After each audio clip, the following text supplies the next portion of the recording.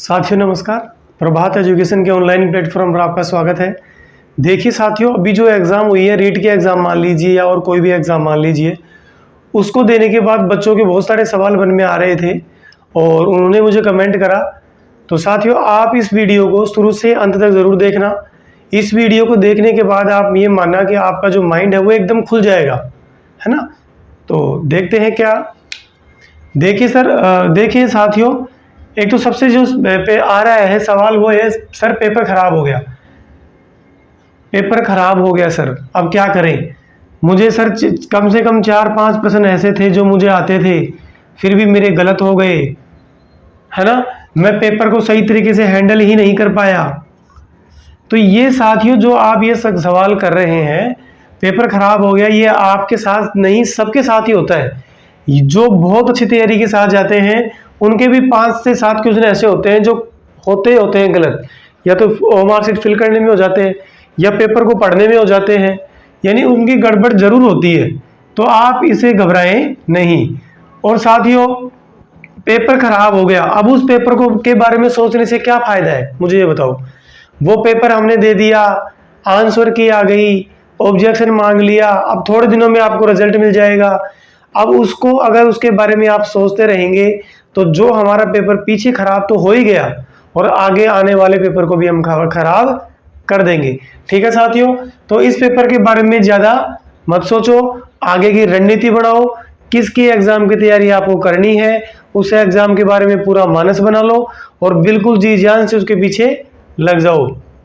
मैं जानता हूं साथियों, जो बच्चा तैयारी करता है वो कभी भूल ही नहीं सकता उस एग्जाम को, लेकिन क्या करें, इसके अलावा कोई उपाय भी नहीं है। साथियों, एक एग्जाम्पल के माध्यम से समझना, जिस प्रकार से हम गाड़ी चलाते हैं और गाड़ी में जो साइड का शीशा होता है ना, मिरर होता है, साइड मिरर में अगर हम लगातार पीछे की तरफ देखेंगे कि कौन सी गाड़ी आ रही है, तो साथियों हम गाड़ी आगे नहीं चला पाएंगे और हमारी गाड़ी का क्या हो जाएगा, एक्सीडेंट हो जाएगा। तो साथियों, सेम टू सेम हमारे जीवन में वही चीज़ अप्लाई होती है। पीछे की बातों को सिर्फ इतना सा देख लो कि हमने क्या गलती वहां पर करी थी, वो गलती आगे नहीं दोहराएंगे। और आगे जो आने वाली भर्तियां हैं, आगे जो वैकेंसी है, नई वैकेंसी आएंगी, उनकी तरफ अपना ध्यान लगाओ। ठीक है साथियों, ये 4-5 गलतियां सबकी ही होती हैं, आप उसको घबराओ मत। एक बात और बताता हूँ, सर मेरा तो ग्रेड 3rd में ही नहीं हुआ, सर मेरा तो रीट पास ही नहीं हुई, तो सब ये कहते हैं कि 2nd ग्रेड तो तेरे बाप से भी नहीं होगी, है ना। कुछ कहते हैं कि 1st ग्रेड जो है ना, ये भी नहीं होगी। साथियों, एक चीज़ बताता हूँ आपको, मैंने कई ऐसे उदाहरण देखे हैं और आपने भी अपने आसपास देखे होंगे। अपन राजस्थान पुलिस का एग्ज़ाम मानते हैं ना, अपने राजस्थान जो पुलिस का एग्ज़ाम होता है ना, कई बच्चे ऐसे होते हैं जिनसे राजस्थान पुलिस का पेपर पास नहीं होता है, और फिर वो क्या बनते हैं, या तो 2nd ग्रेड बनते हैं या 1st ग्रेड बनते हैं, और यहाँ तक कि RAS भी बन जाते हैं। तो इस चीज़ से मत घबराओ कि लोग ये कह देंगे सर कि तेरे से रीट ही पास नहीं हुई तो तेरे बाप से नहीं होंगी।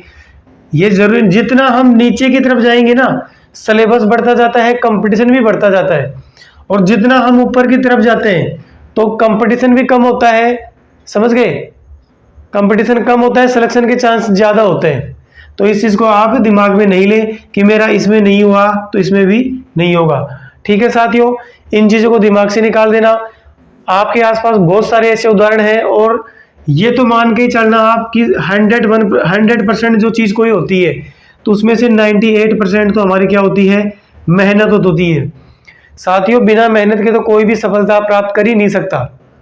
ठीक है, अब ये तो बोल मत देना कि सर वो पैसे दे के इसने ये काम करवा लिया, वो तो बात ही अलग है, वो तो अपवाद है।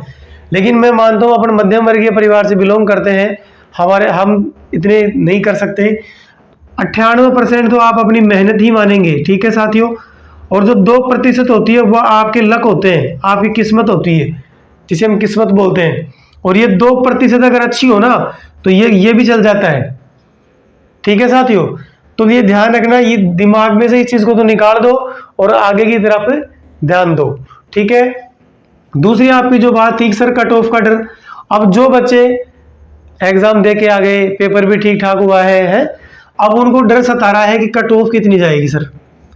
और ज्यादा तो कट ऑफ का डर कैसे रहता है कि ऑनलाइन हम देखते हैं ना, फोन पे, यूट्यूब पे, तो इतनी कट ऑफ की वीडियो भरे पड़े हैं, कोई क्या बता रहा है, कोई क्या बता रहा है। साथियों, सभी मैं ये नहीं कह रहा हूँ वो गलत बता रहे हैं, सभी एक अनुमानित बता रहे हैं, उनका अनुमान कहता है, लेकिन उनको कन्फर्म तो नहीं पता ना, वो श्योर तो नहीं है ना कि इतनी ही जाएगी, मैं लिख के दे सकता हूँ, ऐसा कोई नहीं कहता है साथियों।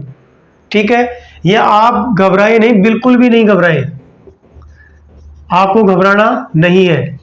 मैं ये मानता हूं, आप अपने अंतरात्मा से पूछना कि मैं कितने घंटे मैंने पढ़ा है और मेरी कितनी पढ़ने की औकात थी, यानी मेरे कितनी हिम्मत थी पढ़ने की, और जितना मैंने अपना पूरा 100% दिया है। अगर आपकी अंतरात्मा खुद के अंदर से आवाज आएगी कि तू टेंशन मत ले, तेरा सिलेक्शन हो जाएगा। ठीक है साथियों, तो ये आप किसी दूसरे से मत पूछना, अपने आप से पूछना। और अब एक बात बताओ, कट ऑफ का डर को लेकर आपको इतना डर क्यों है मन में? साथियों, आपने एग्जाम दे दी है, अब आपने ऑब्जेक्शन भी लगा दिए, आपके लगभग 15 से ये 20 अप्रैल के बीच आपका रिजल्ट भी आ जाएगा है, आपको सबको पता है। कल ही माननीय शिक्षा मंत्री ने क्या कहा था, आपको मैंने न्यूज़ भी बताई थी। कल ही माननीय शिक्षा मंत्री ने ये बात कही थी कि आप जुलाई में ज्वाइनिंग दे दी जाएगी, जो 48,000 की ये चल रही है, रीट वाली है। तो आप इसको घबराए नहीं, मैं मानता हूँ होता है, सबके होता है, आपके नहीं सबके होता है। सब ये सोचते हैं कि क्या होगा क्या होगा, लेकिन उसको भूलना भी बहुत जरूरी है साथियों। तो आप थोड़ा सा अपने आप को प्रिपेयर करें और अगले एग्जाम के लिए तैयार कर लें अपने आप को। ठीक है साथियों, कट ऑफ का डर इतने अपने मन में नहीं बैठाए। दूसरी बात, अगर एक दो नंबर ऊपर नीचे भी आ रहे हैं ना, तो अभी तक आपको घबराना नहीं है। आपको पता है ऑब्जेक्शन इतने लगे हैं कि अभी तो कट ऑफ में कम से कम 5-7 नंबर का फर्क आएगा, आप देखना जब कट ऑफ आए जब। ठीक है साथियों, क्यों? जब पीटीआई का एग्जाम लगा था ना, तो लोग ये कह रहे थे कि इसमें तो 100 क्वेश्चनों पे सिलेक्शन होगा, और जब रिजल्ट आए ना, तो जिसके 44% नंबर भी, 40% नंबर थे ना, 40% नंबर, उनका भी सिलेक्शन हुआ है। तो ये कोई नहीं कह सकता क्या होगा, सब एक अनुमान लगाते हैं, और सब अपने आप आसपास की ही को देख के अनुमान लगाते हैं। और जो कट ऑफ होती है वो आसपास को देख के डिसाइड नहीं होती है, वो पूरे ऑल ओवर से होती है। ठीक है साथियों, और जो मोस्ट इंपोर्टेंट बात है आपके लिए वो है नई भर्तियां। कल माननीय शिक्षा मंत्री ने कहा था कि अगले 4-5 महीनों में है ना, सारी भर्तियां आप करवा ली जाएंगी। और वो कौन कौन सी भर्तियां हैं? 2nd ग्रेड की है, 1st ग्रेड की है, कंप्यूटर अनुदेशक की भी है।